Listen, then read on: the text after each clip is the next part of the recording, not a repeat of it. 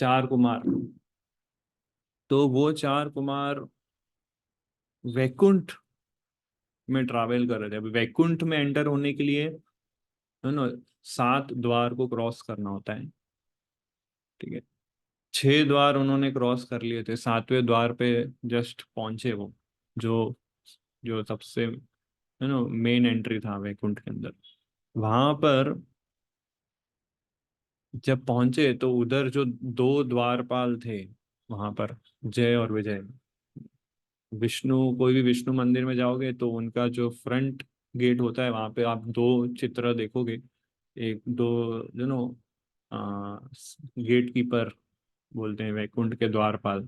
एक साइड जय है, एक साइड विजय। यहाँ हमारे इस्कॉन टेम्पल में भी आगे की तरफ जय विजय का विग्रह है। तो वो दो द्वारपालों ने इन चार कुमारों को रोक दिया। है ना, इसका मेरे पास एक पिक्चर है, तो शेयर करता हूँ।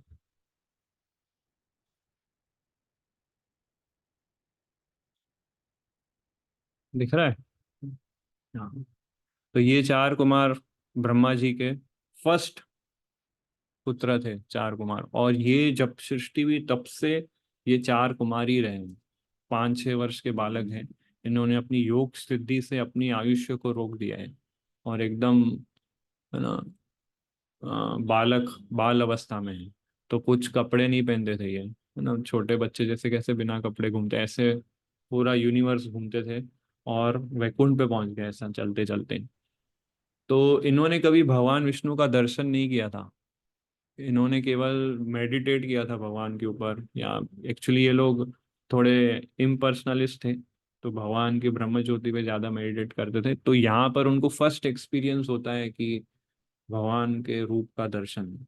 तो कैसा है कि जब ये जाते हैं तो ये द्वारपाल जो होते हैं वो रोक देते हैं कि ये चार बालक अंदर कैसे आ सकते हैं, ना कुछ कपड़े पहने हैं, ऐसे ही अंदर कुछ भगवान की लीला में कुछ गड़बड़ क्रिएट ना करें, इसलिए रोक दिया इन्होंने। तो ये चार कुमार को देख, जब उन्होंने ये देखा कि ये हमें क्यों जाने से रोक रहे हैं, तो इन्हें क्रोध आ गया। बोला वैकुंठ में कोई भी भेदभाव नहीं हो सकता, वैकुंठ धाम में कोई भी शत्रु या मित्र नहीं होता है। ये लोगों के अंदर ये भाव कैसे आ गया कि इसको आने देना है, इसको आने नहीं देना है? ये द्वंद्व कहाँ से आ गया वैकुंठ लोक में? हमें लगता है ये जो दो द्वारपाल हैं ये गलती से यहाँ पर आ गए हैं। इन्हें वापस पृथ्वी लोक पे भेज देना चाहिए। द्वंद्व में है ये लोग अभी भी। ये शत्रु है, ये मित्र है, ये अच्छा है, ये बुरा है, ये आ सकता है, ये नहीं आ सकता है ना। तो ये देख के उन्होंने उनको क्रोध आया और वो श्राप दे देते हैं कि तुम अभी जाओ पृथ्वी लोक पे और प्रॉपर ट्रेनिंग लेके फिर आओ वैकुंठ में। तो ऐसा श्राप दे देते हैं। जैसे श्राप देते हैं, भगवान विष्णु को न्यूज़ मिलता है। वो तुरंत वहां पर आते हैं और इन चार कुमारों को पहली बार दर्शन होता है फिर भगवान विष्णु का। तो भगवान विष्णु जब वहां पर जैसे ही आते हैं तो उनके चरण से तुलसी की खुशबू उनके नासिका में प्रवेश करती है। और फिर वहां से उनकी शुद्ध भक्ति शुरू होती है। किनकी? ये चार कुमारों की। ये लोग शुद्ध भक्त उस समय नहीं होते हैं, पर जैसे ही भगवान विष्णु का दर्शन करते हैं प्योर डिवोटीज बन जाते हैं। और फिर भगवान विष्णु इनसे क्षमा मांगते हैं कि ये मेरे सर्वेंट है, इनसे गलती हुई है तो मैं जिम्मेदारी लेता हूँ। तो इतने हम्बल वे से वो अपना प्रेजेंटेशन रखते हैं विष्णु कि चार कुमार को एम्बेरसिंग फील होता है ना। तो ये है आइडल लीडर, है ना। अगर लीडर के अंडर में जो लोग हैं उससे गलती हो तो लीडर रिस्पॉन्सिबिलिटी लेगा। वो कभी ये नहीं बोलेगा इसको मैंने बोला था ये समझा नहीं, मैं क्या करूँ। तो भगवान विष्णु इस प्रकार से आइडियल लीडर भी थे। तो ये जब देखते हैं तो चार कुमार बहुत इम्प्रेस हो जाते हैं, हम्बल हो जाते हैं। उन्हें अपनी गलती का एहसास होता है कि हमने भगवान के द्वारपालों को श्राप दे दिया। तो भगवान विष्णु इनसे रिक्वेस्ट करते हैं, चार कुमार, कि आप ब्राह्मण हो, शुद्ध ब्राह्मण हो। आपको वो ये भी बोल देते हैं कि लोग मेरी पूजा इसलिए करते हैं क्योंकि ब्राह्मण लोग, मेरे अंदर पावर इसलिए क्योंकि ब्राह्मण लोग मेरी पूजा करते हैं। ऐसा भगवान उनको बोलते हैं। और फिर बोलते हैं कि मैं आपसे रिक्वेस्ट करता हूँ कि ये जो मेरे दो द्वारपाल हैं, इन्हें भले आपने श्राप दे दिया पर इनको जल्द से जल्द आप वापस यहाँ बुला दीजिए, ऐसा कुछ अरेंज कीजिए। अब भगवान है वो खुद कर सकते हैं, पर इनको रिक्वेस्ट करने को बोल रहे हैं। तो ये बोलते हैं, ऐसा फिर डिसाइड होता है कि आपको दो ऑप्शन मिल रहे हैं। चार कुमार बोलते हैं जय विजय को, आपको दो ऑप्शन मिलते हैं कि आपको 7 जन्म भक्त के रूप में लेना है कि 3 जन्म असुर के रूप में लेना है। तो जय विजय ने सोचा कि क्या ऑप्शन सिलेक्ट करें। आप लोग क्या ऑप्शन सिलेक्ट करते हैं? आप क्या सिलेक्ट करते हैं ऑप्शन? आप क्या सिलेक्ट करते हैं ऑप्शन? 7 जन्म भक्त के। आप 3 जन्म असुर के कि 7 जन्म भक्त के?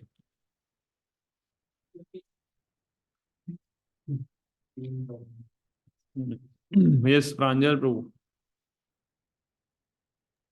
यस प्रभु। सो जैसे कि यहाँ पे जो कंडीशन हुआ, सो जैसे कि आपने दो ऑप्शन बताया, ठीक है, तो उसमें से जो पहला ऑप्शन है 3 जन्म असुर आंसर का, ठीक है। आंसर क्या है? आंसर क्या है आपका? सात हाँ जन्म यस। भक्त का कि 3 जन्म असुर का? यस, जैसे कि अगर हमें भगवान के पास जल्दी आना है तो 3 जन्म का असुर वो ज्यादा अच्छा है, ठीक है, बेटर है। ओके। और जैसे कि भक्त का, और जो 7 जन्म का भक्त वाला है वो है, बट लेकिन उसमें टाइम लगेगा भगवान के पास पहुंचने में, ऐसा। मेरे पास टाइम नहीं है। ठीक है। तो इन लोगों ने डिसाइड ऐसा किया कि हम 3 जन्म असुर का लेंगे। क्यों? दो कारण थे। एक, कि हमें लंबा विरह नहीं चाहिए भगवान का, तुरंत वापस हमें जल्दी उनकी सेवा में आना है। और दूसरा, जय विजय समझ गए थे कि भगवान की इच्छा है युद्ध लड़ने की। ठीक है, ये होता है शुद्ध भक्त का एक लक्षण कि वो भगवान की इच्छा को समझ जाता है, भगवान के प्लानिंग को समझ जाता है कि ऐसा दिव्य अरेंजमेंट कभी हो नहीं सकता। क्यों? क्योंकि वैकुंठ जो एक बार जाता है वो कभी वापस नहीं आता है। तो ये केस एकदम एक्स्ट्रा ऑर्डिनरी केस है कि वैकुंठ से ये नीचे गिरे। ठीक है, और वैकुंठ में कभी वैष्णव अपराध नहीं होता है, तो ये वैष्णव अपराध से नीचे गिर रहे हैं। तो ये जय विजय समझ गया कि ये कोई एक्स्ट्रा ऑर्डिनरी अरेंजमेंट है भगवान का। और इनकी भी इच्छा थी कि भगवान की इच्छा है युद्ध लड़ने की, तो हम वो सेवा भगवान की करना चाहेंगे। तो ये वैकुंठ के जो द्वारपाल हैं वो नीचे गिरते हैं, पृथ्वी लोक पे आते हैं, और फिर 3 जन्म असुर का लेते हैं। उसमें पहला जन्म जो होता है हिरण्याक्ष और हिरण्यकशिपु का होता है। तो हिरण्याक्ष और हिरण्यकशिपु इतने फेमस असुर बने कि जैसे ही वो गर्भ में प्रवेश करते हैं, दीति के गर्भ में, सब जगह भूचाल आने लगता है, सूर्य चंद्र के ग्रहण होने लगते हैं, और बारिश होने लगती है, भूकंप आने लगता है। सारे इनऑस्पिशियस साइंस मैनिफेस्ट हो जाते हैं इस पृथ्वी लोक पे। और पूरा ब्रह्मांड में गर्मी बढ़ जाती है इस प्रकार से। तो ये दोनों ट्विन्स का जन्म होता है, हिरण्याक्ष और हिरण्यकशिपु। तो हिरण्याक्ष जो होता है वो बड़ा भाई होता है, हिरण्यकशिपु छोटा भाई होता है। हिरण्याक्ष का वध करने वरा देव आते हैं, और हिरण्यकशिपु का वध करने नरसिम्ह देव आते हैं। तो हिरण्यकशिपु इतना पावरफुल व्यक्ति था कि उसने अपनी तपस्या से तीनों लोकों को कंट्रोल कर लिया था। स्वर्ग को भी कंट्रोल कर लिया था, पृथ्वी लोक को भी कंट्रोल कर लिया था, पूरे 14 प्लैनेट्स को कंट्रोल कर लिया था, सारे देवी देवता को कंट्रोल कर लिया था, एक्सेप्ट ब्रह्मा विष्णु महेश। इन 3 देवताओं को छोड़ के सभी देवी देवताओं को, सारे 84 लाख स्पीसीज को कंट्रोल कर लिया था। और सारे देवी देवता इतने परेशान, इतने परेशान कि सब लोग फिर ब्रह्मा जी को बोलते हैं कि ये सब क्या हो रहा है। ब्रह्मा जी फिर विष्णु को अप्रोच करते हैं, और विष्णु को प्रार्थना करते हैं। विष्णु का दर्शन नहीं होता है, उनको केवल सुनाई देता है ब्रह्मा जी को। तो ब्रह्मा जी को बोलते हैं भगवान विष्णु कि मैं ये सब जानता हूँ, और जल्द ही मैं एक अवतार के रूप में प्रकट होने वाला हूँ। तो आप लोग निश्चिंत रहिए, और जो भी हो रहा है इस पृथ्वी, इस पूरे ब्रह्मांड में जो भी डिस्टरबेंस क्रिएट हो रहा है, उससे आप टॉलरेट करो। मैं जल्द आऊंगा और इसको ठीक करूंगा। ये बोल के भगवान जो है डिसअपियर हो जाते हैं। तो अब ब्रह्मा जी को क्या बहुत, ओ सॉरी, हिरण्यकशिपु को क्या बहुत पावर आ जाता है। कहाँ से पावर आता है कि अ, वो तपस्या करने निकलते हैं। आप देख रहे हैं जैसे इस पिक्चर में मंदरा पर्वत पे हिरण्यकशिपु जो है तपस्या करते हैं, और बहुत कठोर तपस्या करते हैं। और अपने पैरों के टिप के ऊपर खड़े होते हैं, हाथ ऊपर करके, 36,000 साल तक। उनको खाने पीने का समय नहीं था, सोने का समय नहीं था, कंटिन्यूअस ऐसी तपस्या करते थे, है ना। और ब्रह्मा जी को प्रसन्न करने के लिए तपस्या करते हैं 36,000 ईयर्स, ना, जो ऑलमोस्ट इम्पॉसिबल है अभी। और हिरण्यकशिपु का ये एक्चुअली क्यों तपस्या करने जाते हैं, क्योंकि इनका जो बड़ा भाई था हिरण्याक्ष, उसका वध भगवान विष्णु ने किया था वरादेव के फॉर्म में, तो उसका बदला लेने के लिए तपस्या के लिए निकलते हैं मंदरा पर्वत पे। और उनकी तपस्या से आप जैसे पिक्चर में देख रहे हैं पूरी अग्नि बाहर निकलती है, और वो अग्नि से पूरा ब्रह्मांड गर्म हो जाता है, और जो डिस्टरबेंस होता है उस डिस्टरबेंस से सारे देवी देवता घबरा जाते हैं। और बहुत लोग उनके तपस्या में डिस्टरबेंस क्रिएट करने का प्रयास करते हैं, राइट। तो नारद मुनि ने भी प्रयास किया था इनकी तपस्या को डिस्टर्ब करने का। तो ये विष्णु पुराण में स्टोरी आती है। नारद मुनि ने ब्रह्मा जी को बोला आप चिंता मत करो, मैं एक ट्राई करता हूँ। तो नारद मुनि एक पक्षी के रूप में जाते हैं और हिरण्यकशिपु की तपस्या को डिस्टर्ब करते हैं। तो वो सक्सेसफुल हो जाते हैं। वो कैसे डिस्टर्ब करते हैं वो कि हिरण्यकशिपु जहाँ तपस्या करता है उधर एक पक्षी उस पेड़ पे ऊपर बैठा होता है, और ओम नमो नारायण वो पक्षी चैंट करता होता है। जो हिरण्यकशिपु का सबसे बड़ा शत्रु विष्णु, उसका नाम उच्चारण करना है। तो जैसे ही ये नाम सुनता है हिरण्यकशिपु को इतना क्रोध आ जाता है। और दूसरा, एक तो ये क्रोध आ गया मीन्स तपस्या भंग। जो व्यक्ति क्रोध करता है तपस्या के दौरान, उसकी तपस्या, जैसे हम एकादशी व्रत रखते हैं और प्रसाद अच्छे से नहीं मिले और क्रोध आ जाए तो एकादशी वेस्ट। तो तपस्या का ये है कि आप क्रोध, काम, क्रोध, लोभ, ये जब मैनिफेस्ट हो जाए आपकी तपस्या के अंदर, तो आपकी तपस्या टूट जाती है। तो हिरण्यकशिपु को ये क्रोध आ जाता है, तो वो वहां से फिर चला जाता है। प्लस जब वो वहां से वो निकलता है तो वो कुछ इनऑस्पिशियस साइंस देखता है ना, कि आ, बिना बिना मौसम के बारिश होना, फिर उल्टी दिशा में, वो शी जैकल बोलते हैं उसको इंग्लिश में, लोमड़ी बोलते हैं, कुछ और बोलते हैं, ऐसा कुछ है। तो वो उल्टी दिशा में ट्रैवल कर रहा था, और कुत्ते और बिल्लियां जो भौंकते हैं एकदम इनऑस्पिशियस वे से, उस वो सब उसने साइन देखा। तो उसने ये सोचा कि ये सही टाइम नहीं तपस्या करने का, तो वो चला जाता है अपने किंगडम में वापस। फिर जब किंगडम में पहुंचता है तो उसकी जो वाइफ होती है कयादू, वो बोलती है कि आप तो 36,000 साल तक तपस्या करने जा रहे थे, अब जल्दी आ गए बहुत आप। तो हिरण्यकशिपु बोलता है मैं बताऊंगा आपको मैं क्यों आया वापस।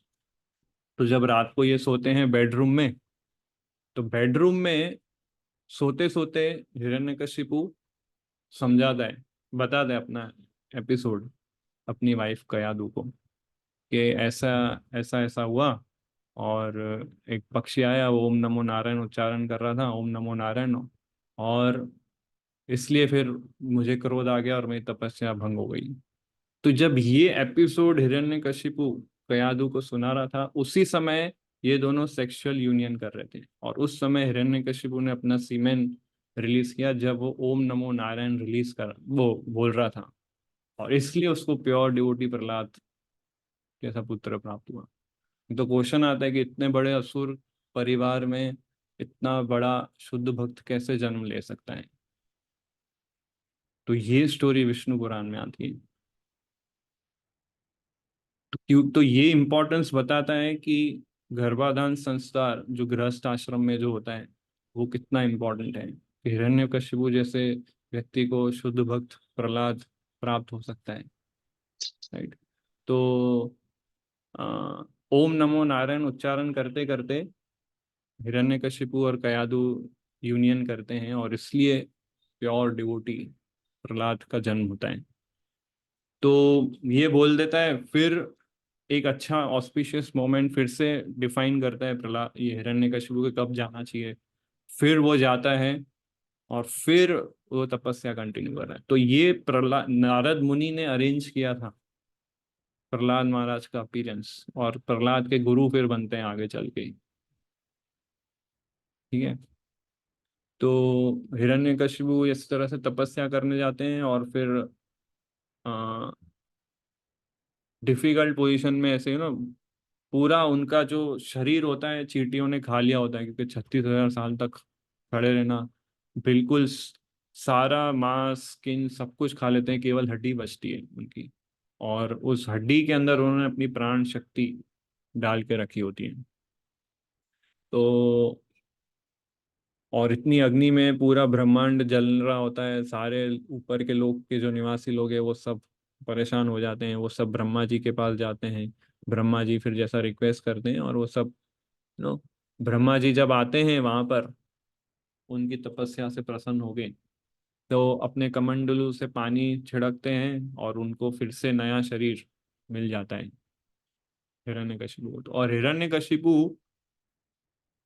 फिर वरदान मांगते हैं, जैसे कि हम सब जानते हैं वो वरदान क्या मांगते हैं, मुझे अमर बनना है। ब्रह्मा जी बोलते हैं मैं खुद अमर नहीं हूँ, आपको कैसे मैं अमर बना सकता हूँ, मेरी खुद की भी मृत्यु होने वाली है ना? मैं भी एक दिन मरने वाला हूँ, तो ये वरदान मैं नहीं दे सकता। तो हिरण्यकशिपु ने क्या अपना पूरा इंटेलिजेंस लगाया कि अमर फिर कैसे बने। तो उसने सारे कंडीशंस रख दिए, पूरा चेकमेट कर दिया ब्रह्मा जी को कि दिन में मरूं, मैं दिन में भी ना मरूं, रात में भी ना मरूं, और घर के अंदर नहीं, घर के बाहर नहीं, है ना।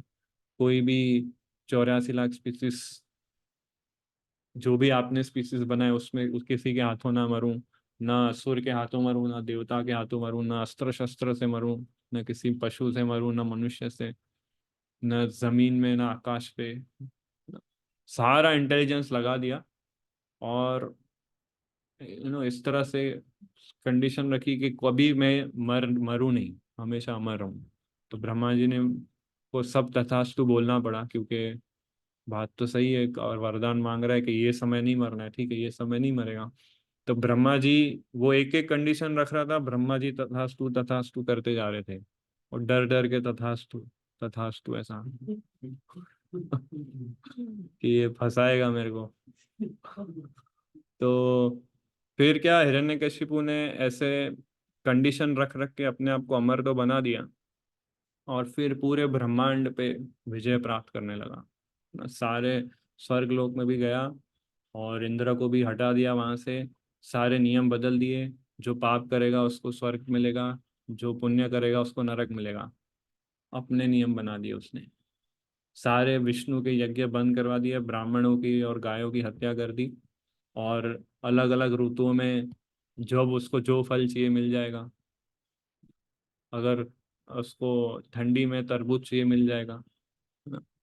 और गर्मी में अगर अंगूर चाहिए तो मिल जाएगा, बारिश में आम चाहिए मिल जाएगा, जैसे अभी हो रहा है। अब हिरण्यकशिपु जैसा ही सिस्टम है। तो इस प्रकार से पूरे नेचर को उसने कंट्रोल कर लिया था, समझे। चंद्र और सूर्य कब उगेंगे कब ढलेंगे उसके कंट्रोल में होता था तब। सारे देवी देवताओं को कंट्रोल कर लिया था। तो ये सब परेशान थे। ये सिर्फ गेट कीपर है वैकुंठ का। तो जो वैकुंठवासी का गेट कीपर ऐसा कर सकता है, तो जो वैकुंठवासी होंगे वो क्या कर सकते? सोचो, उसके गेट कीपर ने पूरे ब्रह्मांड को हिला दिया था। तो ये है वैकुंठ वासियों का पावर। समझे? तो आ, इस तरह से पूरा उसने कंट्रोल कर लिया था, और भगवान विष्णु इस प्रकार से उसको वरदान देते हैं। और फिर हिरण्यकशिपु जब वापस आते हैं और ये सब जीतते हैं, फिर प्रहलाद महाराज का जन्म होता है। तो प्रहलाद महाराज, आ, हिरण्यकशिपु के चार पुत्र होते हैं, उसमें से एक पुत्र होता है ये प्रहलाद महाराज। और ऐसे कहा जाता है कि बाकी जो तीन पुत्र है वो चार कुमार होते हैं, क्योंकि उनको अपनी गलती का एहसास होता है कि हमने इनको श्राप दिया, तो उनके पुत्र के रूप में आते हैं जय विजय के साथ साथ। तो प्रहलाद महाराज जो थे, काफी क्वालिफाइड डिवोटी थे जन्म से ही, है ना। माइंड और सेंसेस कंट्रोल में थे, और नॉन एनवियस, बिल्कुल ईर्ष्या नहीं थी। और जो दीनहीन थे उनको पिता के समान उनको ट्रीट करते थे, जो इक्वल्स थे उनके भाई के समान ट्रीट करते थे, और बड़ों को आदर सम्मान देते थे, गुरुजनों को आदर सम्मान देते थे। बिल्कुल भी प्राइड नहीं था उनके अंदर, कोई भी भौतिक इच्छाएं नहीं थी उनके अंदर। और काइंड हार्टेड, फ्रेंडली नेचर, ये सब डिवाइन क्वालिटीज थी प्रहलाद महाराज की। Servant of the servant. तो ये सारे क्वालिटीज थे प्रहलाद महाराज के। और हिरण्यकशिपु ने प्रहलाद महाराज को टॉर्चर किया। तो ये कथा पूरी ये कथा पूरी नारद मुनि सुनाते हैं युधिष्ठिर महाराज को सेवंथ कैंटो में। श्रीमद् भागवतम के सेवंथ कैंटो है, वो पूरा प्रहलाद नरसिंह देव के ऊपर डेडिकेटेड है, पूरा एक कैंटो। तो उस कैंटो की शुरुआत होती है, ये नारद मुनि और युधिष्ठिर महाराज के बीच का कन्वर्सेशन है पूरा ये। तो नारद मुनि पूरा कथा सुनाते हैं कि प्रहलाद कितना ग्लोरियस पर्सनालिटी है। तो युधिष्ठिर महाराज पूछते हैं कि इतना ग्लोरियस था प्रहलाद, तो उसको हिरण्यकशिपु ने उनको क्यों टॉर्चर किया? What is the reason? ये वो उसके पिता थे। चलो, कोई शरारती बच्चा है, उसको पिता क्या प्रेम से समझाता है या एक दो झापड़ लगाता है और फिर ठीक हो जाता है, पर ये तो एकदम मारने की इंटेंशन से। तो युधिष्ठिर महाराज को डाउट गया, तो ऐसा तो क्या था कि प्रहलाद, हिरण्यकशिपु जो है प्रहलाद को मारना चाहता था, ऐसे शुद्ध भक्त को? तो इस प्रश्न का उत्तर देने के लिए फिर आ, नारद मुनि फिर एक्सप्लेनेशन देते हैं। एक और बुक है उधर।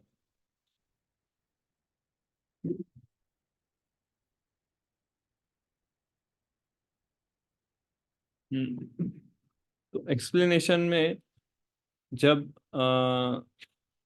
ये प्रहलाद महाराज जब 5 वर्ष के हो जाते हैं, तो हिरण्यकशिपु उनको स्कूल में भेजते हैं, इंटरनेशनल स्कूल ऑफ डेमंस। तो या उनका भी एक अलग स्कूल होता है। तो वहां पर दो ये टीचर होते हैं, शुक्राचार्य के पुत्र शंड और अमर्क। तो इनके अंडर में प्रहलाद महाराज को एजुकेशन देने के लिए भेजा था हिरण्यकशिपु ने।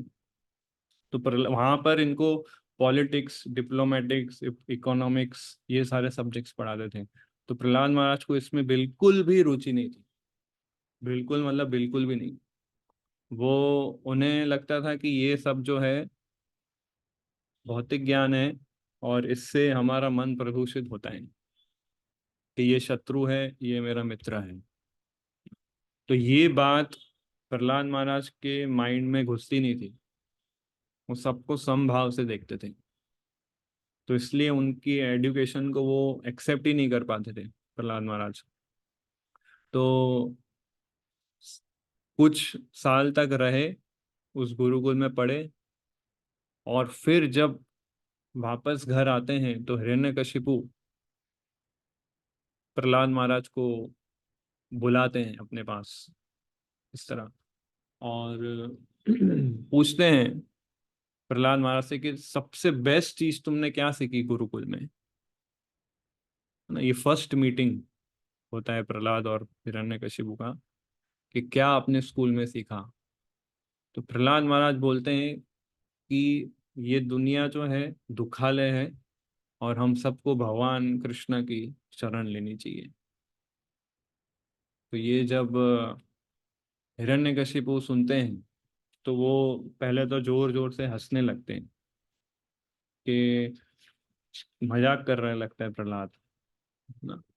तो फिर अपने टीचर्स को बुलाते हैं, शंडमर को, और बोलते हैं कि ये क्या सिखाया आपने इसको, ये तो जो मेरा शत्रु है उसके गुणगान गा रहा है ये, तो आप कुछ इनको सिखाओ अच्छे से, कुछ गलत कहीं कुछ सीख रहा है क्या है, आप प्लीज चेक करो आपके स्कूल में या आपके कॉलेज गुरुकुल में कोई वैष्णव लोग आते हैं क्या, पता करो कौन है, कहीं कौन से तो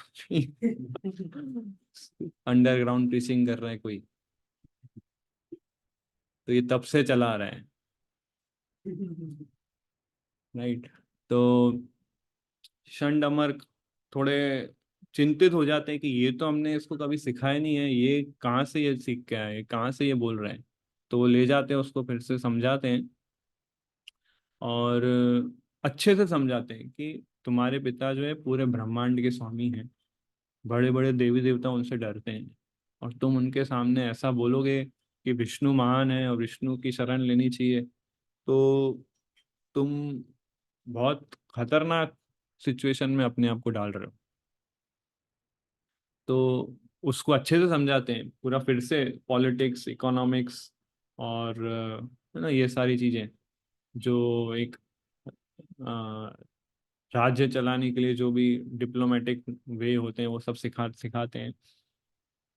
तो प्रहलाद महाराज को फिर से ये एक्सेप्ट होता ही नहीं है, वो बहुत ट्राई करते हैं कि क्षण नमक जो बोले मैं समझू, पर वो उनके सिस्टम में ही एंटर नहीं होते वो, क्योंकि बाय बॉन्ड प्योर डिवोटी होते हैं। तो फिर नेक्स्ट मीटिंग होती है हिरण्यकशिपु के साथ वापस। तो इस बार क्या, उसकी मम्मी भी जाती है प्रहलाद महाराज की, कयाधु, उसको अच्छे से ना समझाती है, पूरा इंटरव्यू के लिए तैयार करती है अपने पुत्र को, क्योंकि उनको भी डर लगता है कि ये मेरे पति जो है प्रहलाद को कुछ कर नहीं रहे। तो अ, जब कयाधु तैयार करती है तो पूछती है कि पिताजी आपको अगर पूछे तो क्या बोलोगे, ऐसा। तो बोलते हैं ओम नमो नारायण। तो उसकी मम्मी घबरा जाती है, अरे ये तो अभी भी वही बोल रहा है।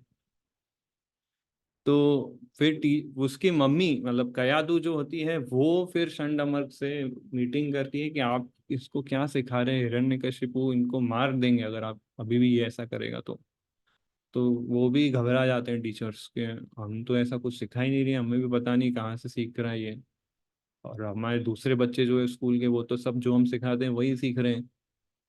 तो कयादू फिर समझाती है कि इस प्रकार से तुम मत बोलो, अगर तुम इस प्रकार से बोलोगे तो तुम्हारे जो पिताजी हैं तुम्हें जान से मार देंगे। तो प्रहलाद महाराज बोलते हैं, वो इम्पोर्टेंट है, वो क्या बोलते हैं अपनी माता को, क्या बोलते हैं कि मैं भगवान हरि भगवान हरि की भक्ति में नहीं छोड़ सकता हूँ, और वही भक्ति मेरे सारे इंद्रियों को संतुष्ट करती है, और हरि कीर्तन में कभी नहीं छोड़ूंगा चाहे मेरे साथ कुछ भी क्यों ना हो जाए, ऐसा प्रहलाद महाराज बोलते हैं। और फिर कयादु जाती है हिरण्यकशिपु के पास, और वो फिर बोलती है हिरण्यकशिपु की ये ऐसा ही है अभी तक, कि कुछ चेंज नहीं हुआ है इसके अंदर। और फिर प्रहलाद महाराज को फिर से बुलाते हैं हिरण्यकशिपु, ओ सॉरी हिरण्यकशिपु बुलाते हैं प्रहलाद महाराज को कि क्या सीखे तुम सेकंड मीटिंग में। तो प्रहलाद महाराज फिर से वही श्रवणम कीर्तनम विष्णु स्मरणम पूरे नवधा भक्ति समझाने लगते हैं हिरण्यकशिपु को। तो इसका ये प्रहलाद मा ये श्रवणम कीर्तनम स्मरणम विष्णु स्मरणम पाद सेवनम अर्चनम वंदनम दास्यम साख्यम आत्मनिवेदनम। तो ये श्लोक प्रहलाद महाराज बोलते हैं। और ये श्लोक के तात्पर्य में प्रभुपाद पूरे भागवतम का आई थिंक सबसे लंबा परपोट है ये इसका, जितना भी पूरा है इस श्लोक का सबसे लेंदियस्ट परपोट है ऐसा, जहाँ तक मुझे ध्यान पे, क्योंकि हर एक लिम्ब को अच्छे से एक्सप्लेन करते हैं प्रभुपाद इसके अंदर। हिरण्यकशिपु को फिर बहुत क्रोध आ जाता है और वो अपनी गोद से प्रहलाद महाराज को धक्का मार के गिरा देते हैं और एकदम क्रोधित हो जाते हैं, दुष्ट, कि तुम अभी तक विष्णु की आराधना कर रहे हो, जबकि तुम्हें पता है कि विष्णु हमारे शत्रु है, और तुम अभी भी उसका गुणगान गा रहे हो, और फिर तुम हमारे वंश में एक कलंक हो, इस प्रकार से बातें कर रहे हो। तो फिर हिरण्यकशिपु अ, प्रहलाद को जान से मारने का पूरा प्लानिंग बनाते हैं, क्योंकि वो सुनता नहीं है। और उसकी माता ने भी हिरण्यकशिपु को बोला कि ये वैसे ही है। तो फिर प्रहलाद महाराज को अलग अलग टॉर्चर किया जाता है हिरण्यकशिपु के द्वारा। तो सबसे पहला जो वे है, एक्चुअली जो भी टॉर्चर करते हैं वो सब फेल हो जाते हैं उसके अंदर। प्रहलाद महाराज बच जाते हैं हर जो भी टॉर्चर फेस होता है।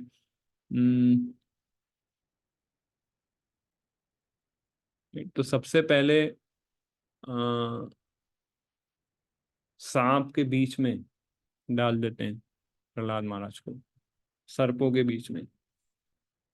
तो प्रहलाद महाराज इतने कृष्णा कॉन्शियस होते हैं, इतने उनके चेतना में विष्णु स्थित होते हैं कि वो कुछ भी भगवान विष्णु से अलग देख नहीं पाते हैं। ये कॉन्शियसनेस, प्रहलाद की ये चेतना ने उनको बचाया एक्चुअली, कि वो कोई भी वस्तु को भगवान से अलग नहीं देख पाते। सांप के बीच में डाला तो ये सोचते हैं कि ये सांप जो है मेरे पिता की शैया है। भगवान विष्णु अनंत शेष के ऊपर लेटते हैं ना, तो बोलते हैं ये तो भगवान विष्णु की शैया है। तो उसको भी, सांप सर्प को भी देखते थे तो भगवान का स्मरण होता था।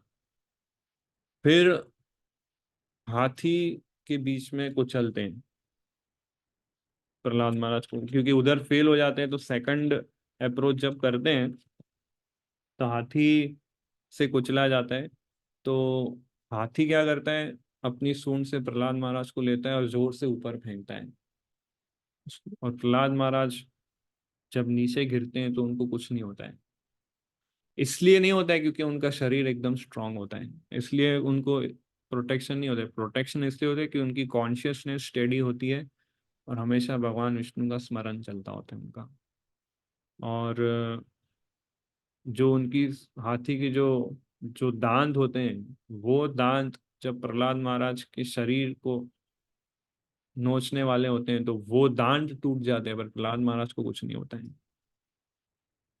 तो प्रहलाद महाराज का ऐसा कॉन्शियसनेस कैसा था कि जो भी व्यक्ति प्रहलाद महाराज को मार रहा है, जिस अस्त्र से मार रहा है,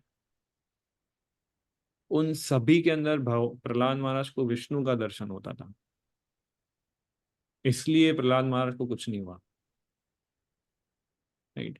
फिर जैसे अग्नि में डालते हैं फिर हिरण्यकशिपु प्रहलाद महाराज को, तो अग्नि को जब देखते हैं तो प्रहलाद महाराज बोलते हैं कि ये तो यही सॉरी बता रहे हैं भगवान प्रहलाद महाराज जी। हाँ विष्णु सर ना। का मुख है ना। जब यज्ञ करते हैं तो अग्नि जो होता है भगवान विष्णु का मुख होता है, उसमें सारी आहुति देते हैं। तो अग्नि को भी भगवान विष्णु से अभिन्न मानते हैं। मतलब जो व्यक्ति के कॉन्शियसनेस में होता है वही बाहर रिफ्लेक्ट होता है। तो ये सारे डेंजरस एलिमेंट्स के अंदर प्रहलाद महाराज को विष्णु का स्मरण हुआ, इसलिए वो चीज उनको इफेक्ट नहीं कर पाई। ये सबसे इंपॉर्टेंट लेसन है हमारे लिए।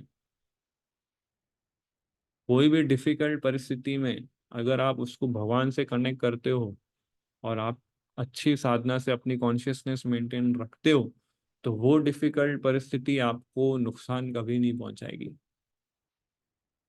अब प्रहलाद महाराज जैसा डिफिकल्ट सिचुएशन तो किसी के जीवन में नहीं आएगा, राइट। कोई अगर आप माला कर रहे हो, आपके पिताजी बोले बंद करो माला नहीं तो मैं अग्नि में डाल दूंगा, तो हम तो बंद करके बैठ जाएंगे चुपचाप। और प्रहलाद महाराज ने ऐसा कुछ किया नहीं। वो इतनी, उनकी कॉन्शियसनेस इतनी सैचुरेटेड थी कृष्णा के प्रति। वो चाहते तो एक वर्ड बोल सकते थे कि आप सबसे बेस्ट क्या सीखे प्रहलाद बताओ। उनको सिर्फ इतना ही बोलना था, इकोनॉमिक्स। बस सारे झंझट झमेला खत्म। और उन्होंने ऐसा नहीं किया। वो जो उनकी कॉन्शियसनेस में था वो उन्होंने बोला। फियरलेसनेस कहाँ से आया प्रहलाद महाराज के अंदर? कोई उनके पास कोई योगिक शक्तियां नहीं थी प्रहलाद महाराज को। उन्होंने कोई योग सिद्धि ऐसा कुछ प्राप्त नहीं किया था उन्होंने। वो तो 5 वर्ष के बालक ही थे केवल। पॉइंट है ये कि उन्होंने हर जगह पे उनको भगवान का कनेक्शन दिखता था। हर सिचुएशन में, हर ऑब्स्टेकल में भगवान का क्योंकि स्मरण हो रहा था, इसलिए वो ऑब्स्टेकल उनको इफेक्ट नहीं कर रहा था। तो यहाँ पे जैसे अग्नि को जब देखा तो भगवान का ये मुख है ऐसा। फिर प्रहलाद महाराज को बुलाते हैं नरसिम्हा देव, और सॉरी हिरण्यकशिपु, कि भाई मैं तुम्हें इतना परेशान कर रहा हूँ, इतने मारने का प्रयास कर रहा हूँ, तुम मर क्यों नहीं रहे हो, है ना। तपस्या मैंने की है, अमर होने का वरदान मुझे मिला है, पर तुम्हें कुछ नहीं हो रहा है और मैं डरते जा रहा हूँ।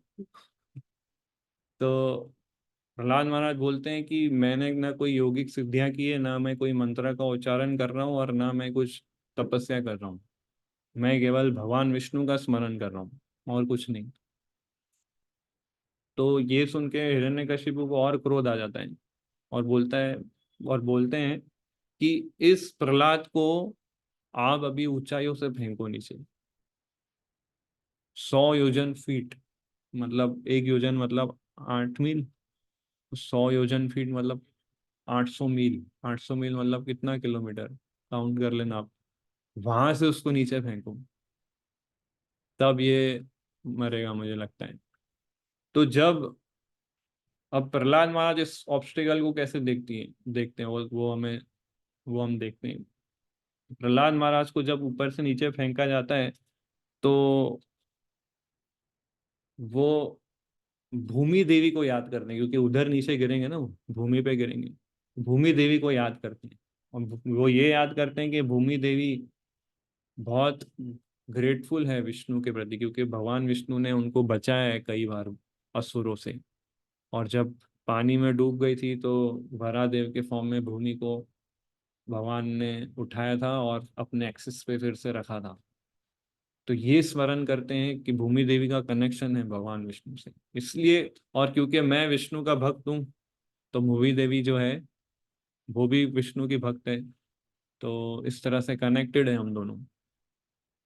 तो मैं जाऊंगा भी तो भूमि देवी के गोद में गिरूंगा, और वो भी भगवान की शुद्ध भक्त है। तो ये कनेक्शन रख के उसको फेंकते हैं प्रहलाद महाराज को। प्रहलाद महाराज का ये कॉन्शियसनेस होता है, और जैसे आप चित्र में देखते हैं तो ये वो भूमि देवी उनको बचा लेती है। ठीक है, तो हम ये चीज का इमिटेट नहीं कर सकते, इसका हम कॉपी पेस्ट नहीं कर सकते, पर हम इंस्पिरेशन ले सकते हैं कि हर सिचुएशन में हमें कृष्णा का कनेक्शन आना चाहिए।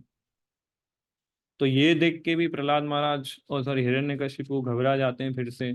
और फिर ब्राह्मणों को बोलते हैं कि इसको अभी जहर दे के देखो क्या होता है, इसको खाने में जहर डाल दो।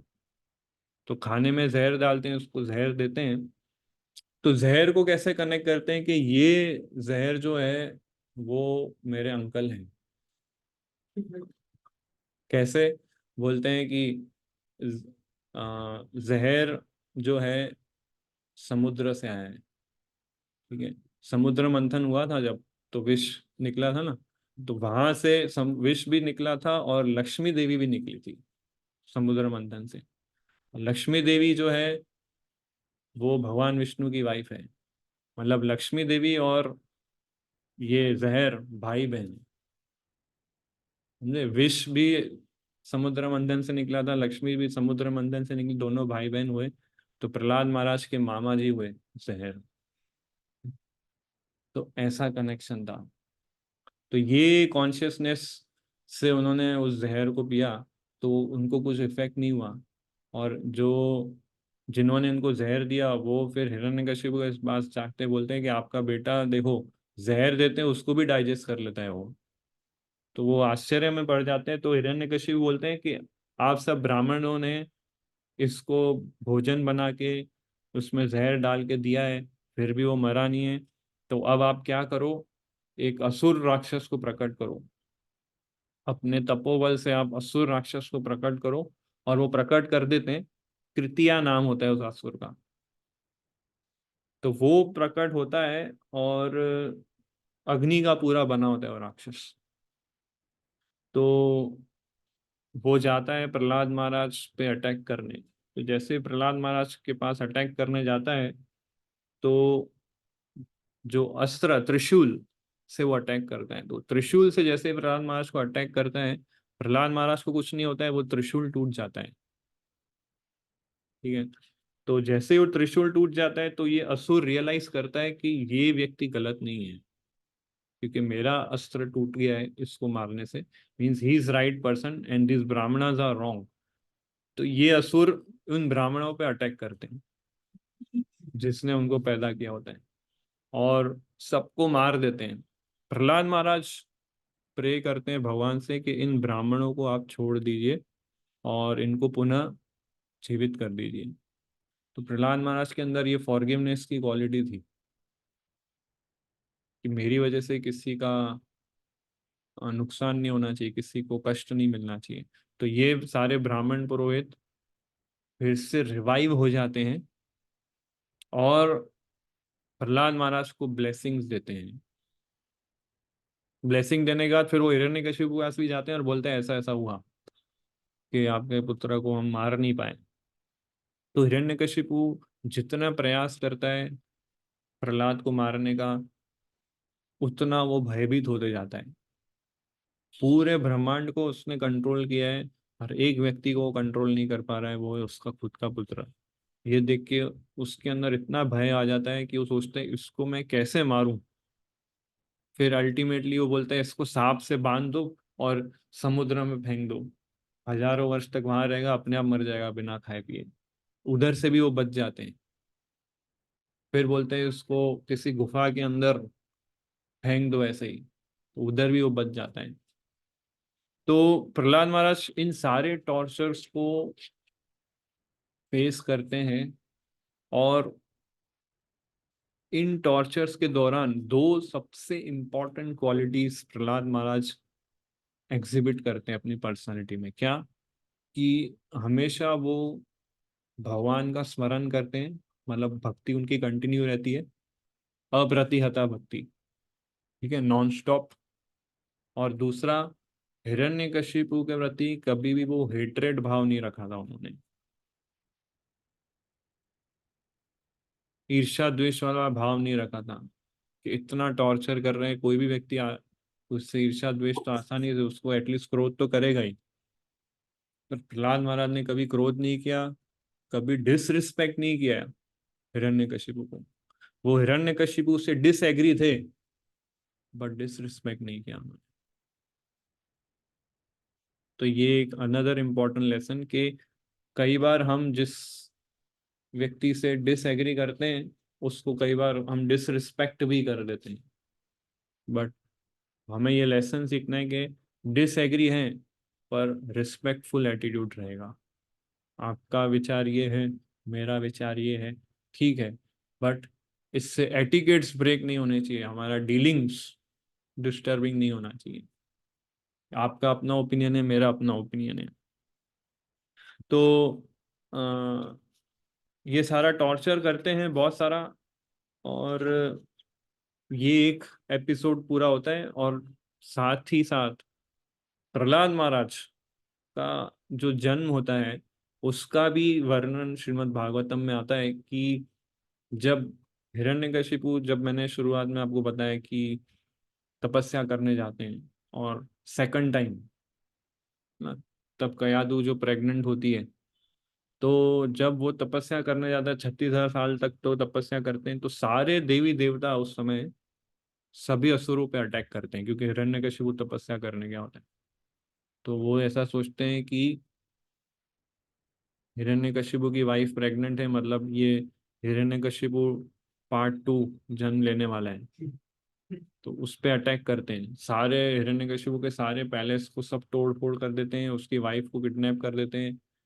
इंद्र मेन उसमें मेन रोल प्ले करता है। इंद्र जो है कयादु को पूरा पकड़ के ले जाता है। तो इसमें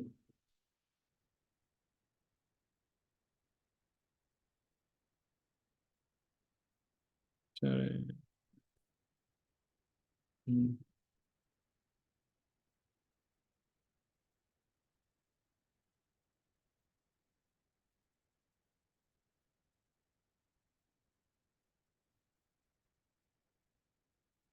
हम्म,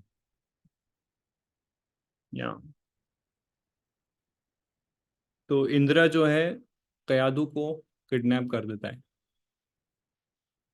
क्योंकि हिरण्यकशिपु होता नहीं है उधर। तो जब कयादु को किडनैप कर लेता है तो वहां पे नारद मुनि आते हैं। और नारद मुनि आते हैं और वो बोलते हैं कि इंद्र रुक जाओ, इस औरत को मत मारो। तो इंद्र बोलता है ये हिरण्यकशिपु की पत्नी है, प्रेग्नेंट है, ये दूसरा असुर जन्म लेने वाला है, हम ऑलरेडी डिस्टर्ब है। तो इसको अगर हम छोड़ देंगे तो और पूरे ब्रह्मांड में डिस्टरबेंस क्रिएट हो जाएगा। नारद मुनि बोलते हैं नहीं, ऐसा नहीं है। ये औरत जो है सिनलेस है, और इसके गर्भ में जो बच्चा है वो भगवान का महान भक्त है। तो देवी देवता लोग कंफ्यूज हो जाते हैं कि ऐसा कैसे हो सकता है। उनको ये लॉजिक समझ में नहीं आया कि ये हिरण्यकशिपु जैसा बड़ा असुर और वो इसके घर में एक शुद्ध भक्त कैसे जन्म ले सकता है। तो देवता लोग भी नहीं समझ सकते जब शुद्ध भक्त का जन्म होता है। इसका मतलब ये, जब भी शुद्ध भक्त प्रकट होते हैं ऑर्डिनरी वे से होते हैं। देवी देवता लोग भी नहीं समझ सकते कि शुद्ध भक्त प्रकट हो। जब शुद्ध भक्त चला जाता है यहाँ से, तब देवी देवता को पता चलता है शुद्ध भक्त है, वो रोते हैं तब। राइट।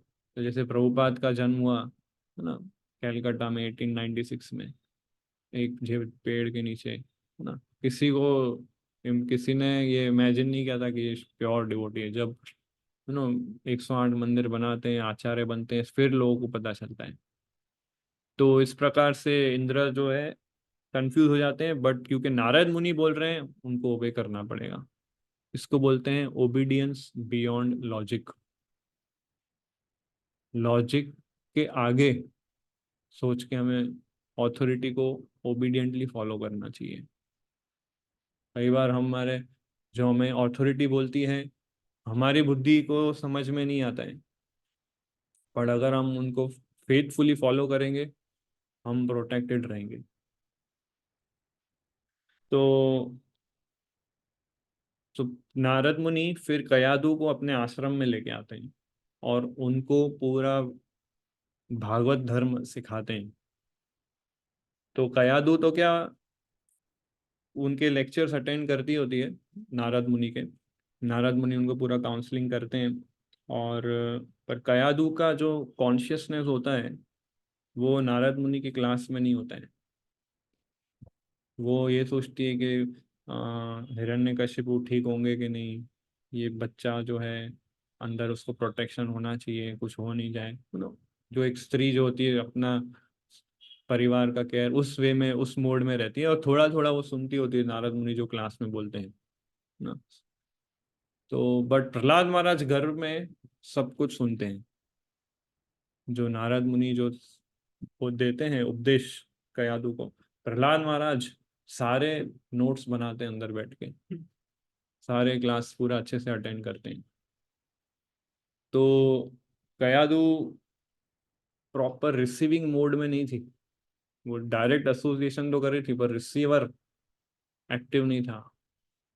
तो जब है ना ट्रांसमीटर और रिसीवर दोनों अच्छा होता है तभी अच्छा रिजल्ट आता है। राइट। सो जैसे रेडियो वेव होते हैं, अगर जो रिसीवर है वो अगर कैच करेगा तब गाने बजेंगे। तो ऐसे प्रहलाद महाराज अच्छे रिसीवर थे, पर कयादू अच्छी रिसीवर नहीं थी। इसलिए जब कयादू क्या, उसने ये भी सोचा था कि हिरण्यकशिपु आएंगे तभी मेरे को डिलीवरी करनी है, उनके एब्सेंस में डिलीवरी नहीं करनी है। तो ये भी चिंता थी उनके अंदर कि कहीं डिलीवरी नहीं हो जाए। तो प्रहलाद महाराज 100 ईयर्स तक कयादू के गर्भ में रहते हैं, क्योंकि वो, सॉरी, 36,000 साल तक कयादू के गर्भ में रहते हैं। ठीक है, तो हिरण्यकशिपु जब आते हैं तभी प्रहलाद महाराज का जन्म होता है ना। तो इसमें बहुत सारी चीजें हमारे लॉजिक के बियॉन्ड है कि वो 36,000 साल तपस्या कर रहे हैं, उसको ऊपर से नीचे फेंक रहे हैं अग्नि, कुछ समझ में ही नहीं आएगा। इसका मूवी में ही हमें अच्छा लगता है ये सब, रियल लाइफ में तो हम नहीं समझ पाएंगे उसको। बट सो दूसरा इंपॉर्टेंट लेसन ये है कि अगर आपका मन बहुत सारे भौतिक विचारों में एब्जॉर्ब है तो हरी कथा आप पे इफेक्ट नहीं करेगी, जैसे कयादू पे इफेक्ट नहीं कर पाई। शुद्ध भक्त बोल रहे हैं नारद मुनि, जो 12 महाजन में से एक महाजन है, और कयादू का पुत्र भी एक महाजन होता है, फिर भी उसको हरी कथा इफेक्ट नहीं करती है, क्योंकि मन जो है भौतिक विचारों में ज्यादा एब्जॉर्ब रहता है। तो जिसका मन भौतिक विचारों में ज्यादा एब्जॉर्ब रहता है, हरी कथा उस पर इफेक्ट नहीं कर पाती है। तो इस प्रकार से बहुत सारे इंस्ट्रक्शंस देते हैं, प्रहलाद महाराज सारे इंस्ट्रक्शंस को एक्सेप्ट कर लेते हैं, और इस तरह से वो शुद्ध भक्त बनते हैं। और प्रहलाद महाराज ये स्टोरी पूरी बताते हैं कि मेरा इस तरह से मैं भक्त बना। किसको बताते हैं? गुरुकुल में जब वो पढ़ते थे तो उनके जो फ्रेंड्स थे उनके साथ वो कृष्ण कथा करते थे। तो जो भी वो नॉलेज देते थे तो वो सारे फ्रेंड्स सोचते थे कि तुमको ये नॉलेज कहाँ से मिला, कि अपने शंटमर जो प्रोफेसर्स हैं वो तो हमको ये सब कुछ सिखाते नहीं है, पर तुम्हें ये अच्छा नॉलेज कहाँ से मिला। तो ये पूरा स्टोरी प्रहलाद महाराज सुनाते हैं एक्चुअली अपने फ्रेंड्स को, कि how I became Krishna conscious, कि मैं कृष्णा भक्ति में कैसे आया, ऐसा। तो आ, ये स्टोरी जब सुनाते हैं तब उन लड़कों को कन्विंस होता है कि ये जो है परंपरा में आ रहे हैं, ब्रह्मा जी, फिर नारद जी, प्रहलाद महाराज ऑथराइज्ड बोल रहा है ये। तो प्रहलाद महाराज फिर बोलते हैं उन सब उनके फ्रेंड्स को, जब वो बताते हैं अपना पास्ट लाइफ पूरा, तब उनके फ्रेंड्स भी डिवोटी बन जाते हैं और पूरा भक्ति का ग्लोरी सुनाते हैं उनको, पूरा वो भी लेक्चर देते हैं भागवतम के ऊपर सब। तो सारे असुर के जो पुत्र होते हैं जो स्कूल में पढ़ रहे होते हैं वो सब डिवोटीज बन जाते हैं प्रहलाद महाराज के प्रीचिंग से। तो प्रहलाद महाराज फियरलेस पर्सनालिटी थे, सबसे बड़े ऑब्स्टेकल के बीच में रह के उन्होंने भक्ति किया, फियरलेस होके, without complaining, without developing enviousness, और हमेशा फ्रेंडली बिहेवियर रखा सबसे उन्होंने, इतने सारे टॉर्चर होने पर भी। तो भागवतम हमको सिखाता है कि आप लोग की ऐसी परीक्षा नहीं होगी, पर ये प्रैक्टिस करना पॉसिबल है। प्रहलाद महाराज की सिचुएशन में अगर पॉसिबल है तो उससे वर्स सिचुएशन को किसी के लाइफ में आएगी नहीं, मतलब ये हर सिचुएशन में पॉसिबल है। तो इतना सब कुछ हो जाता है, फिर क्या होता है कि हिरण्यकशिपु फाइनल फिर अल्टीमेटम लेता है कि अब मैं प्रहलाद को मारूंगा। सारे चीजें फेल हो गई है उस, अभी तक तो क्या हिरण्यकशिपु खुद बोलते थे दूसरों को कि इसको इस तरह से कर दो, मार दो इसको, ऊपर से नीचे गिरा दो इसको, असुर से मरवा दो। और फिर हिरण्यकशिपु बोलते हैं अब मैं तुम्हें मारूंगा। तो जब मारने जाते हैं तब पूछते हैं कि इतना करेज, कन्विक्शन कहाँ से आ रहा है तुम्हें प्रहलाद। प्रहलाद महाराज बोलते हैं कि आपको जहां से शक्ति मिल रही है मुझे भी वहीं से करे जा रहा है, हम दोनों के सोर्स विष्णु हैं। तो हर बार विष्णु पे ही बात लेके आते हैं प्रहलाद महाराज। तो हिरण्यकशिपु को इतना क्रोध आता है कि ये विष्णु, जो तुम विष्णु विष्णु कर रहे हो, तो अब मैं देखता हूँ कि विष्णु कैसे बचाता है तुम्हें, ऐसा चैलेंज करके बोलते हैं। क्या ये विष्णु सब जगह है? बताओ कहाँ है, मैं अभी उसको खत्म करूंगा, तुम्हारे आंखों के सामने विष्णु को पहले खत्म करूंगा, फिर तुम्हें खत्म करूंगा, ऐसा। तो बताओ कहाँ है विष्णु? तो वो क्या बोलेंगे प्रहलाद? सब जगह है विष्णु ना। मैं आपको कहाँ कौन सी जगह बोलूं नहीं है, वो बताओ आप। सब जगह है विष्णु, आपके अंदर भी है विष्णु, सब जगह है। तो वो बोले कि सब जगह है, और उधर पिलर्स थे, तो ये पिलर में भी है क्या विष्णु? यस है, वहां पे भी है विष्णु। तो जैसे ही वो बोलते हैं कि इस पिलर में भी विष्णु है, तो हिरण्यकशिपु एकदम ऑब्सेस्ड हो जाते हैं कि इस पिलर को अब खत्म करना है मुझे, क्योंकि इसके अंदर विष्णु है, ऐसा। तो इतने क्रोधित हो जाते हैं, मतलब इन द सेंस। और सारे देवी देवता ऊपर से देख रहे होते हैं कि ये कुछ गड़बड़ होने वाला है, अब कुछ बड़ा कुछ होने वाला है। तो जैसे ही फिर पिलर को मारते हैं, और फिर पिलर से एकदम यू नो गरजने की आवाज आती है, और एक सिंह जैसे गरजता है जोर जोर से। जो तूफानी बादल होते हैं उसका 100x वॉइस, एकदम डीप और 3D इफेक्ट के साथ ऐसा आवाज आता है। तो वो फिर पिलर पिलर जो है फट जाता है, और फिर भगवान नरसिंह देव का प्रकट होता है। नरसिंह देव भगवान की।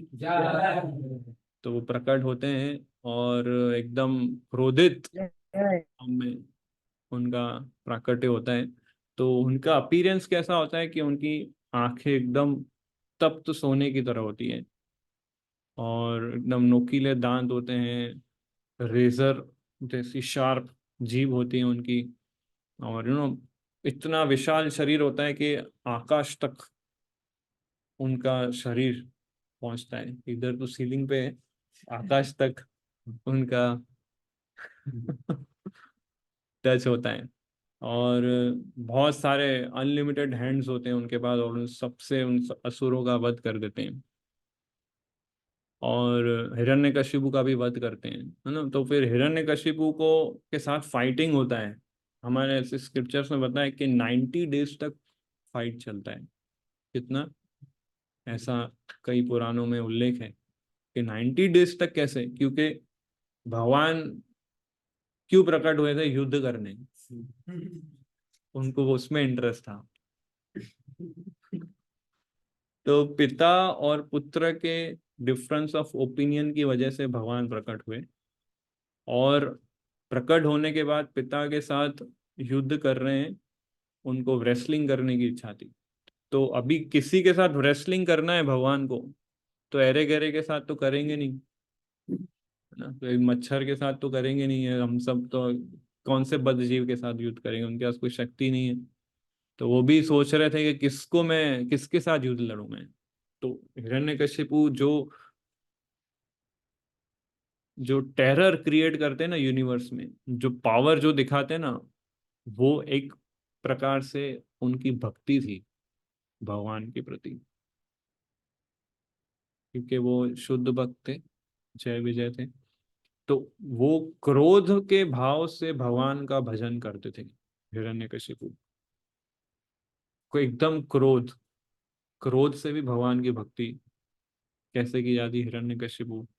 तो हिरण्यकशिपु जैसा क्रोध आप दिखाओ तो भगवान प्रकट होंगे।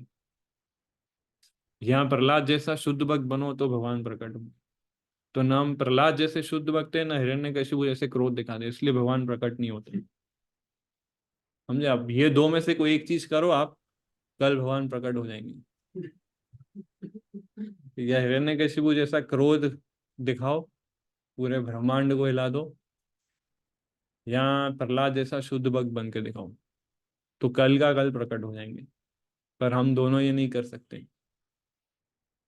इसलिए फिर वो विग्रह के रूप में आते हैं हमारी भक्ति को एक्सेप्ट करने। तो जब ये हिरण्यकशिपु और सब प्रहलाद जब प्रकट होते हैं, और सॉरी, हिरण्यकश नरसिम्हदेव प्रकट होते हैं, और 90 डेज तक ये फाइट चलता है, क्योंकि भगवान को एंटरटेनिंग और थोड़ा वो वीर रस आस्वादन करना था। तो कभी उसको पकड़ते थे, कभी छोड़ देते थे, हिरण्यकशिपु फिर से पकड़ लेते थे, फिर से छोड़ देते थे। हिरण्यकशिपु अटैक करता था तो भगवान हंसते थे। हिरण्य मतलब नरसिंहदेव हंस रहे हैं, कैसा लगे? वो भी भयानक लगे। फिर वापस अटैक, ऐसे पकड़ते थे छोड़ते थे, पकड़ते छोड़ते, ऐसे 90 डेज तक चला। फिर लास्ट डे जब आया तब सारे देवी देवता यू नो बहुत घबरा गए कि ये, क्योंकि वो घबरा इसलिए गए क्योंकि हिरण्यकशिपु भी इक्वली इफेक्ट, पूरा इम्पैक्ट दे रहा था, अपोज कर रहा था। तो देवी देवता भी घबरा गए कि ये सही में फिर पावरफुल नहीं होते जाए वापस। तो रिक्वेस्ट करने लगे ये नरसिंह देव को कि आप प्लीज इसका वध कर दीजिए, संध्या काल भी हो गया है, अब जैसे रात होते जाएगी इसका पावर और बढ़ते जाएगा, तो वी रिक्वेस्ट। तो फिर लास्ट डे पे नरसिंह देव जो है एकदम हिरण्यकशिपु को पकड़ लेते हैं और उसके राज्य के चौखट पे उसको लेटा देते हैं। और ब्रह्मा जी के जो कंडीशंस रखे थे वो सारे कंडीशंस फुलफिल करते हैं। तो हिरण्यकशिपु एक एक कंडीशन याद करवाता है कि मेरे को कोई मार नहीं सकता, न असुर, न कोई देवता, न कोई मनुष्य। तो हिरण्यकशिपु, ये प्रहलाद, नरसिंह देव बोलते हैं कि न मैं मनुष्य हूँ, न मैं देवता हूँ, न मैं असुर हूँ, मैं विष्णु हूँ स्वयं। फिर हिरण्यकशिपु याद करते हैं, मैं दिन में नहीं मरूंगा, रात में नहीं मरूंगा। बोले अभी संध्या काल है, अब तुम्हारी मृत्यु निश्चित है। फिर बोलते हैं कि ना अस्त्र शस्त्र से मैं मरूंगा, मैं वो नरसिंह देव बोलते हैं कि नाखून से मैं वध करूंगा, क्योंकि नाखून ना लिविंग चीज है ना डेड चीज है। ठीक है, क्योंकि हम उसको काटते तो हमको दुखता नहीं है, तो एक प्रकार से डेड है, बट ग्रो भी होता है, लिविंग है। तो न लिविंग, इसलिए नाखून से वध करते हैं ना। नरसिंह आरती में कौन सा आता है? नखम तवा करा अरे नखम अद्भुत श्रृंगम। तो नख से वध करते हैं। फिर बोलते हैं दिन में ना रात में, तो संध्या हो गया। और क्या था? न न आकाश पे ना धरती पे, तो मैं मेरी गोद में तुम्हें मारने वाला हूँ।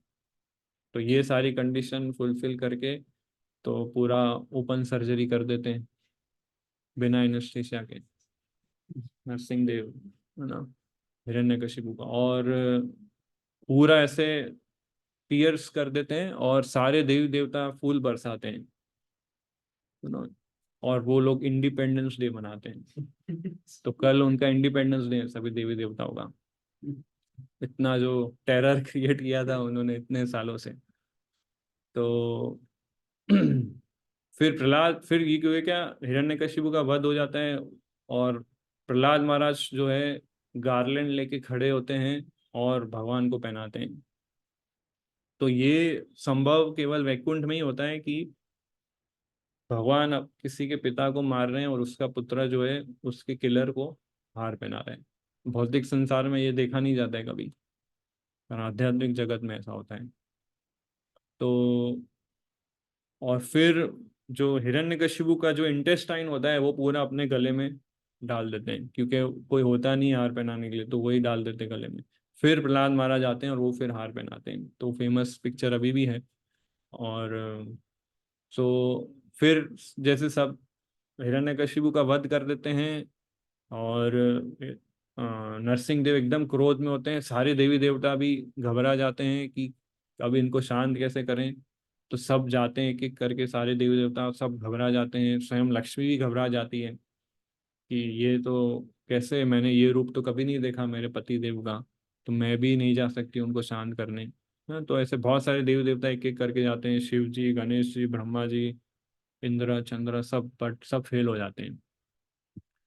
फिर सभी देवी देवता प्रहलाद महाराज को रिक्वेस्ट करते हैं कि आपकी वजह से भगवान का जन्म हुआ है, तो आपको जाना चाहिए। और फिर प्रहलाद महाराज बहुत सारी स्तुतियां गाते हैं, बहुत सारा पूरा एक चैप्टर है भागवतम के अंदर, प्रहलाद महाराज किस प्रकार से शांत करते हैं नरसिंह देव को। और सो इस प्रकार से ये पूरा 5 टाइम है। बट मैंने ज़्यादा कवर किया थोड़ा बहुत कि प्रहलाद को कैसे टॉर्चर किया वो। और एक और चीज़ कि हिरण्यकशिपु और नारद मुनि बहुत अच्छे फ्रेंड्स होते हैं। क्यों? क्योंकि नारद मुनि ने कयादु को अपनी केयर में रखा था जब देवताओं ने अटैक किया था असुरों के ऊपर। तो कयादु ने अच्छा रिपोर्ट दिया था, फीडबैक दिया था हिरण्य के, इन्होंने मेरे को रखा था शेल्टर में। तो इसलिए नारद मुनि और हिरण्यकशिपु उनको रिस्पेक्ट करते थे। और हिरण्यकशिपु को नहीं पता था कि नारद मुनि उनको पक्षी के रूप में आए हैं उनको डिस्टर्ब करने। वो तो उन्होंने डिस्क्लोज ही नहीं किया था, तो मार देते उनको उधर ही। तो पर और फिर प्रहलाद महाराज के शिष्य बनते हैं, सॉरी, नारद मुनि के शिष्य बनते हैं प्रहलाद महाराज। और ये पूरा स्टोरी जैसे मैंने बताया कि प्रहलाद, ये नारद मुनि सुना रहे हैं, किसको सुना रहे हैं? युधिष्ठिर महाराज को। तो नारद मुनि, प्रहलाद महाराज इतने महान भक्त थे कि उनके गुरु उनको ग्लोरीफाई कर रहे हैं और भगवान उनके लिए प्रकट हो रहे हैं। भगवान भी प्रकट हो रहे हैं उनके लिए और गुरु भी उनको ग्लोरीफाई, इतने महान भक्त थे। Prahlad Maharaj was not an ordinary soul. जिनके लिए भगवान प्रकट हुए और जिनके गुरु उनका गुणगान कर रहे हैं, तो कितने एग्जॉल्टेड। तो इसलिए ऐसा बोला जाता है कि जब भी नरसिंह देव की वर्शिप करें तो पहले प्रहलाद महाराज की वर्शिप करनी चाहिए, फिर नरसिंह देव की वर्शिप करनी चाहिए, ऐसा बोला जाता है। First we should worship Prahlad Maharaj, क्योंकि उनकी वजह से नरसिंह भगवान प्रकट हुए। और सारे देवी देवता नरसिंह देव को अप्रोच नहीं कर पा रहे थे। उसका भी रीजन है क्यों अप्रोच नहीं कर पा रहे थे, क्योंकि उन सबके अंदर भौतिक इच्छाएं थी और प्रहलाद महाराज के अंदर कोई भौतिक इच्छा नहीं थी। लेसन ये है कि जिसके अंदर भौतिक इच्छाएं होती है वो भगवान को कभी अप्रोच नहीं कर सकता शुद्ध भाव से। वो अप्रोच नहीं कर पाएगा कभी भी। जो शुद्ध भक्त है वही अप्रोच कर पाएगा भगवान को। भगवान का कोई भी फॉर्म हो वो अप्रोच कर पाएगा, बाकी नहीं। सो इस प्रकार से ये पूरा स्टोरी, और बहुत कुछ है, मैंने बहुत सारा कट शॉट किया। और स्पेशल स्टोरी आती है मायापुर नरसिंह देव की, जो इस्कॉन में जो विग्रह आप लोगों ने दर्शन किया होगा नरसिंह देव का, तो वो उसका भी अलग स्टोरी है। और वो भी कैसे प्रकट हुए उसका स्टोरी तो हमने सुना आज भागवतम क्लास में, काफ़ी अच्छा प्रभु जी ने एक्सप्लेन किया था। और यार दैट्स इट। किसी का कोई क्वेश्चन या कुछ कमेंट्स, या कुछ आपने कोई क्लास में सुना हो नरसिंह चतुर्दशी का तो शेयर करना हो हमारे कॉन्शियसनेस को अच्छा गल रखने के लिए, तो आप लोग शेयर कर सकते हैं। यस, कृष्णा प्रिय सुदामा प्रभु। हरे कृष्ण प्रभु। हरे कृष्णा।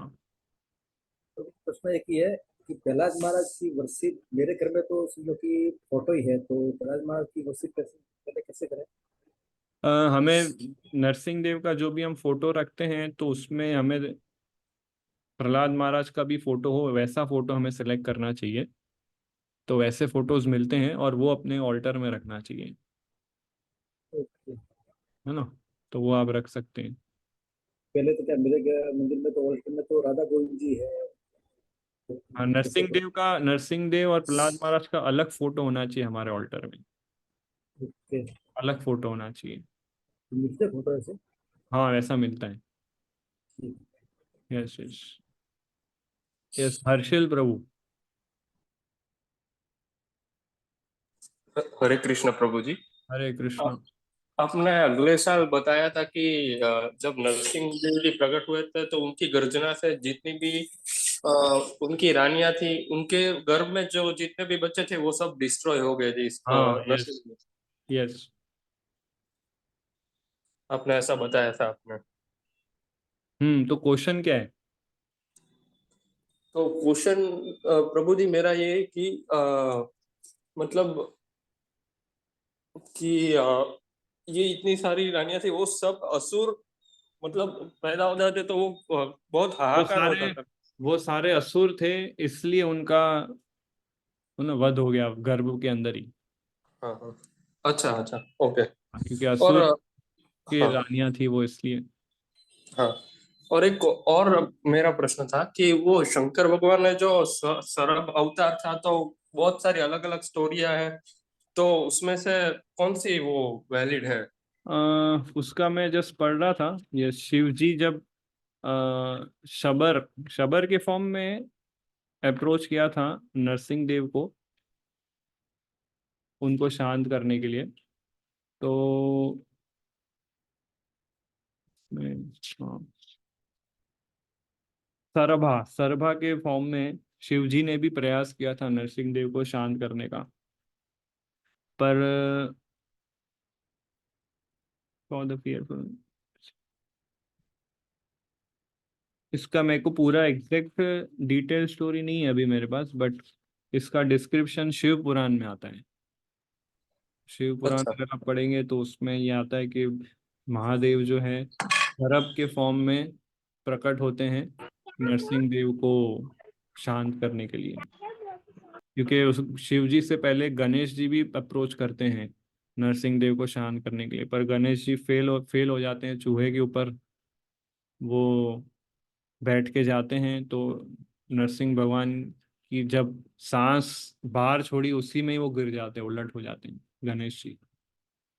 तो ये देख के बाकी देव देवता को हंसी आती है, पर नरसिंह देव भी थोड़ा हंसने लगते हैं, क्योंकि इतने मोटे होते हैं और छोटा चूहा होता है, वैसे उल्टे गिर जाए एक सांस बाहर छोड़ने से। तो थोड़ा कॉमेडी सीन हो गया था उस समय।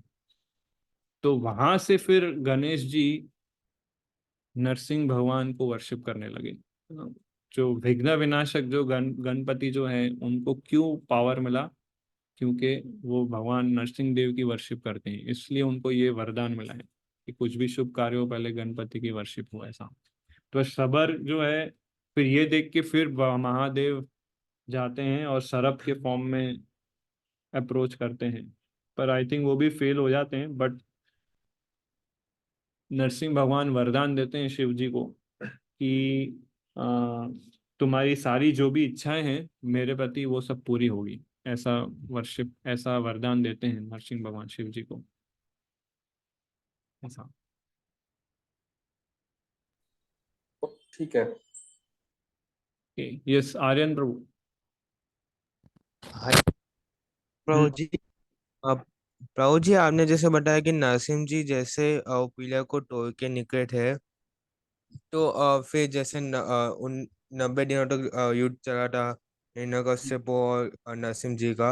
हम्म। तो फिर खत्म हो तो भी नरसिंह जी इतने क्रोधित क्यों थे? लाइक उनका क्रोध ये था कि उनके प्रिय भक्त को हिरण्यकश्यप को मारना चाहते थे, इसलिए वो बहुत क्रोधित थे। वह हिरण्यकश्यप को मार दिया फिर क्यों क्रोधित थे वो?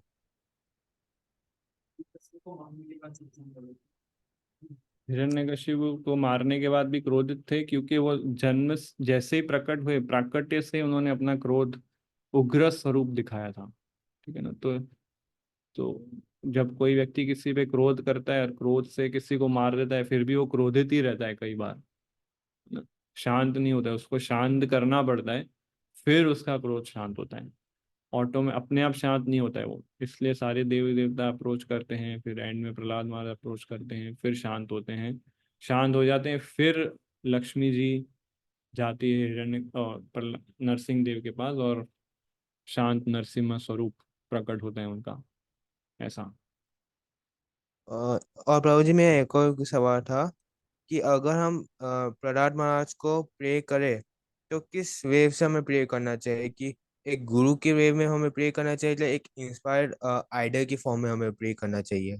नहीं, प्रहलाद महाराज शुद्ध भक्त हैं, उनसे हमें प्रे करना चाहिए कि आपके अंदर जैसे नरसिंह भगवान के प्रति भक्ति है, वैसी भक्ति मेरे अंदर भी डेवलप हो।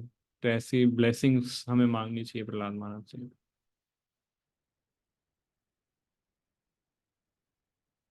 ठीक है। धन्यवाद प्रभु जी। इस कोमल माता जी। हरे कृष्णा प्रभु जी। प्रभु जी मुझे सिर्फ एक पॉइंट शेयर करना था हम्म। कि जब प्रहलाद महाराज प्रेयर्स करते हैं नरसिंह देव के आगे, तो भगवान के आगे, तो तब वो उनसे बहुत प्रसन्न हो जाते हैं, मतलब खुश हो जाते हैं, और वो बोलते हैं कि आप जो भी वरदान मांगोगे मैं आपको दूंगा। बट प्रहलाद महाराज उससे अग्री नहीं करते, क्योंकि उनको कोई भी वरदान नहीं चाहिए होता है, क्योंकि वो बोलते हैं कि मैं कोई बिजनेसमैन नहीं हूँ कि मुझे वरदान चाहिए। हम्म। तो पर फिर भी नरसिंह देव उनको भगवान उनको देते हैं वरदान। तो वो सिर्फ यही मांगते हैं कि उनको प्लीज करने के लिए कि मेरे अंदर कभी भी भौतिक इच्छाएं नहीं है। बस मैं आपसे यही मांगता हूँ कि मेरे अंदर कभी भी भौतिक इच्छाएं नहीं है। एंड दूसरा ये मांगते हैं कि वो उनमें इतना फॉरगिवनेस होता है, वो इतना दया, इतना कंपैशन होता है कि वो अपने पिता के लिए भी उनसे क्षमा मांगते हैं कि प्लीज उनको छोड़ दीजिए। तो ये दो। राइट। तो कंपैशनेट मूड होता है और कोई मटेरियल डिजायर नहीं, और ये भी प्रार्थना करते हैं कि आपको वर्शिप करने से पहले मैं नारद मुनि के प्रति ग्रेटफुल हूँ, तो पहले मुझे उनको वर्शिप करना चाहिए, इसलिए उनके प्रति मेरा डिटर्मिनेशन, डेडिकेशन, वो भी ब्लेसिंग्स मांगते हैं नरसिंह देव। तो क्या है, ग्रैटिट्यूड दिखाते हैं, कंपैशन दिखाते हैं प्रहलाद महाराज प्रेयर्स के अंदर। गुरु के प्रति ग्रैटिट्यूड, हिरण्यकशिपु के प्रति कंपैशन। और यू नो तो गुरु को कभी हमें भूलना नहीं चाहिए, जिन्होंने हमको भक्ति प्रोवाइड की है। नहीं तो गुरु से दीक्षा लेते हैं, फिर उनको टाटा बाय बाय बोलते हैं, हम मैं जा रहा हूँ ब्रज में जप करने और भक्ति करने, और फिर गोलोक में मिलेंगे हम। ऐसा नहीं होना चाहिए। हमेशा गुरु भगवान भी प्रकट हुए तो फर्स्ट गुरु को वर्शिप करना चाहिए। हम इटरनली इन डेप्थ और ग्रेटफुल रहना चाहिए उनके प्रति। तो या इस तरह से। यस, देवर्ष प्रभु। हरे कृष्ण ब्रो। जैसे कि हम लोग देखते हैं कि वीरता का रस भगवान को मतलब चाहिए था, इसलिए उन्होंने ये सब अरेंजमेंट किया कि जय विजय और चतुष कुमार के बीच ऐसे कुछ ऐसे डीलिंग्स हुआ। तो भगवान ने मतलब जय और विजय को ही मतलब ऐसे इस रस के लिए क्यों चुना जाए, जैसे कि ऑलरेडी मटेरियल पे बहुत सारे ऐसे क्योंकि डीमंस है, जैसे कि क्योंकि वो कृष्ण लीला डोर में देखते हैं। क्योंकि वो भगवान के नित्य पार्षद हैं। तो भगवान का नित्य पार्षद ही भगवान के साथ युद्ध लड़ सकता है ना। कोई भी कंडीशन सोल भगवान के साथ युद्ध नहीं लड़ सकता, ठीक है ना। और ये हिरण्याक्ष हिरण्यकशिपु जन्म लेते हैं, फिर अगले जन्म में रावण और कुंभकर्ण के फॉर्म में आते हैं, और उसके बाद कृष्ण लीला में शिशुपाल और दंतवक्र के रूप में आते हैं। तो कोई भी ऑर्डिनरी व्यक्ति भगवान के साथ युद्ध नहीं लड़ सकता, केवल भगवान का पार्षद ही लड़ सकते हैं। ब्रो जैसे कृष्ण लीला में भी जितने सारे असुर थे तो वो भी सारे पार्षद ही थे, तो ऐसा कह सकते सारे हैं हम लोग। नहीं, कोई असुर पार्षद नहीं था। उन सबको ब्रह्म ज्योति की मुक्ति मिलती है, सायुज्य मुक्ति, पर कोई पार्षद नहीं होता है जो भी असुर होते हैं। बकासुर है, फिर व्योमासुर है, धेनुकासुर, ये सब कोई पार्षद, ये तो सब कंस के मिनिस्टर होते हैं। और इन सबको मुक्ति मिल जाती है, सायुज्य मुक्ति, और ब्रह्म ज्योति में लीन होते हैं ये लोग, ऐसा। Okay bro, thank you. Hmm. Okay. So बहुत बहुत धन्यवाद आप सभी का। और